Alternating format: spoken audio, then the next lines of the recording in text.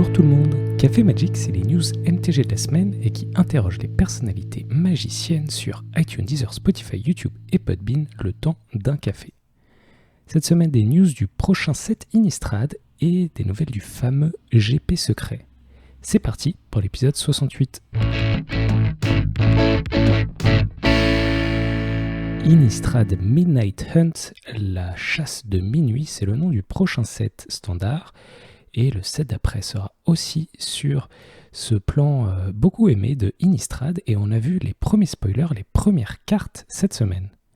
Oui, les spoilers ne s'arrêtent jamais, mais au moins ces cartes sont plutôt belles avec de jolies références aux précédentes itérations du plan Innistrad. Donc c'était plutôt sympathique.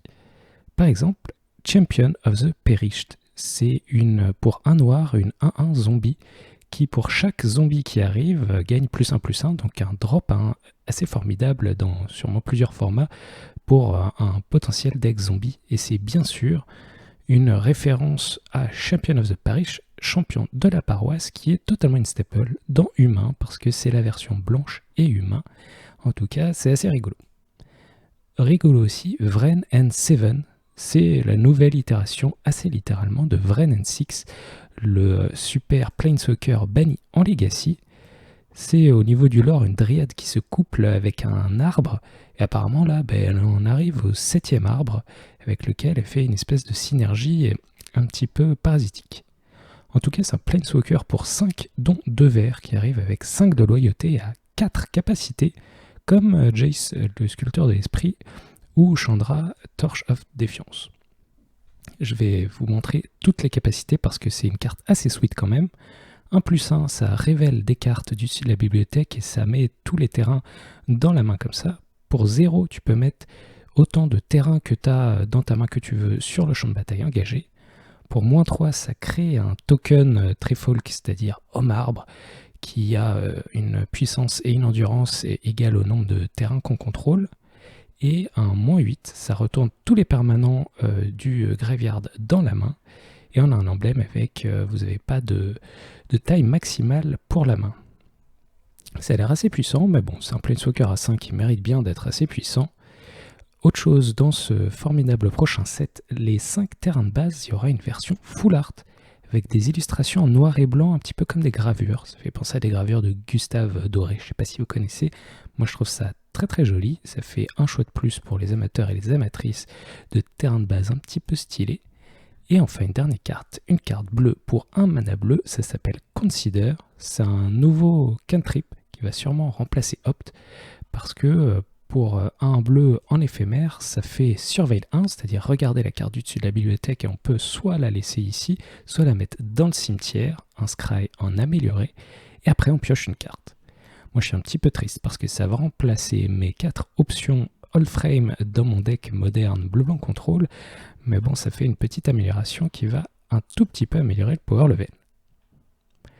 Enfin, on va parler un tout petit peu du Challenger Gauntlet qui avait son week-end où les gens du Challenger Gauntlet se tapaient sur Magic Arena le week-end dernier et ça donnait 4 invitations au World, c'est-à-dire au championnat du monde.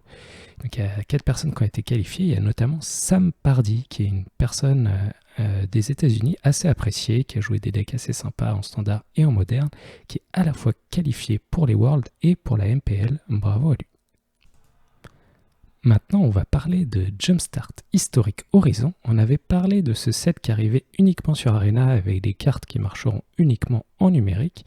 Mais cette fois, on ne va pas parler du fait que ce soit un petit peu cassé ou que ce soit un petit peu rigolo, mais du fait que c'est tout simplement repoussé de 2 semaines. C'était censé sortir le 12 août, et ben non, ce sera 2 semaines après.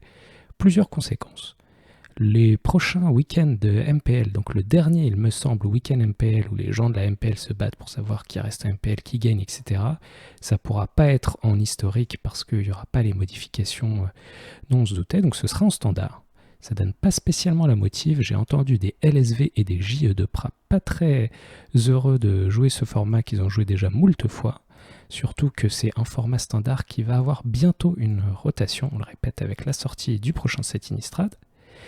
Et surtout, nous, pauvres joueurs et joueuses, on ne peut pas jouer avec ça sur Arena. Donc, pour se rattraper, l'équipe d'Arena a décidé de mettre chaque semaine, pour les 3 premières semaines, La première semaine, un draft Kaladesh Remastered qui revient. La semaine suivante, Amonkhet Remastered, où c'est plutôt le contraire. Et enfin, le draft Ikoria qui va revenir la troisième semaine. Pour chacun de ces trois formats, le premier draft va être gratuit. Donc c'est vraiment quelque chose de plutôt sympa de la part de Wizard, qui leur coûte de l'argent, à nous qui nous coûte rien, et qui peut nous faire profiter de drafter de formats assez sympathiques. Un dernier changement dû à ce retard de Jumpstart Historic Horizon, c'est que ça a coupé en deux apparemment la saison pour la qualification au Mythic Championship Qualifier. Vous savez, le truc où il faut normalement être dans le top 1200 à la fin du mois pour avoir ce token, pour avoir le droit de participer à ce tournoi, qui donne le droit de participer quand on est qualifié à un super tournoi, le Mythic Qualifier. Bref, à la fin du mois, on aura encore les top 1200 qui seront qualifiés, mais en plus, cette fois-ci, à la fin de cette mi-saison, il y avait les 500 premiers à atteindre Mythique le 10 août à 7h du matin qui ont gagné ce token de qualification. C'est trop tard tout simplement, ils l'ont dit que 2 jours avant et c'était pas très clair, mais c'est assez neuf pour eux, c'est la première fois qu'ils font les premiers à arriver au top 500 en Mythique qui gagnent quelque chose. Peut-être que ce sera fait par la suite, cette fois c'était pas très clair, mais la prochaine fois on s'y attendra.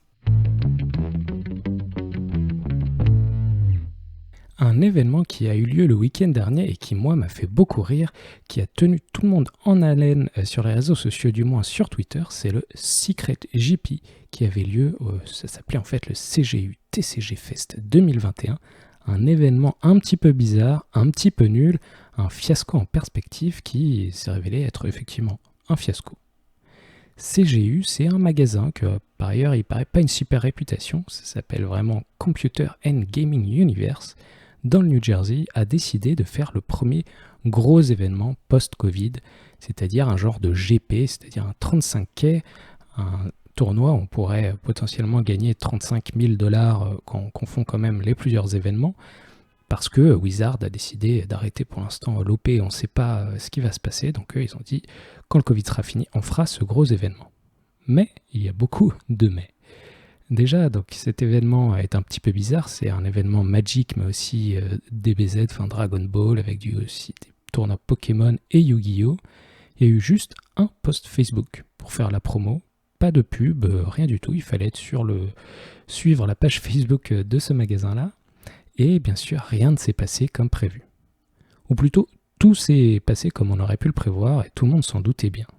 On va faire la liste de ce qu'il n'y avait pas. Déjà, le magasin veut faire pour la première fois un événement à peu près 5000 personnes. Ils n'ont jamais fait de la vie un tel événement de cette taille. C'est le premier événement après le Covid, mais en fait, on n'est pas du tout après le Covid. Aux États-Unis, même s'ils ont été plus vite vaccinés, ils ont encore des gros problèmes de mortalité dus à cette maladie. Il n'y a eu bien sûr aucune communication, ce qui lui a valu l'appellation de Secret GP, le GP secret dont certains parlent, mais personne ne sait vraiment où c'est. Ça lui donnait une aura mystérieuse assez rigolote. Et puis, il y avait des faits un petit peu bizarres. Quand on creusait un petit peu le sujet, moi je suivais sur Twitter les gens qui sont allés, qui utilisaient le hashtag SecretGP pour savoir comment ça se passait là-bas.